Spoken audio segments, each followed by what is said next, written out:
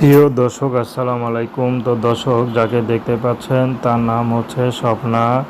স্বপ্না ফ্যামিলিতে ছোট একটা ভাই আছে আর মা আছে। স্বপ্না পার্লারে কাজ করতো, পার্লারটা কাজ চলে যায়, তো এখন চলতে ফিরতে খুব কষ্ট হয়। তো অনেক জায়গা থেকে বিবাহ সম্বন্ধ আসে, কিন্তু যৌতুকের কারণে তার বিয়ে হচ্ছে না। তার নিজস্ব কিছু জায়গা আছে, কিন্তু বাড়ির ছিল একটা, বাড়িটা ভেঙে গেছে, চলতে ফিরতেও কষ্ট হচ্ছে। তো এখন চাইতেছে একটা ভালো একটা মানুষ, যে মানুষ সুখে দুঃখে তার পাশে থাকবে, তার কষ্টগুলো বুঝবে, এমন একটা মানুষ পেলে স্বপ্না বিয়ে শাদী করতে রাজি আছে। তো অনেক দয়ালু তো প্রবাসী মানুষ আছে যাদের নাকি বয়স বেশি বা বিয়ের বয়স পার হয়ে গেছে, এখন আর মেয়ে পাচ্ছে না।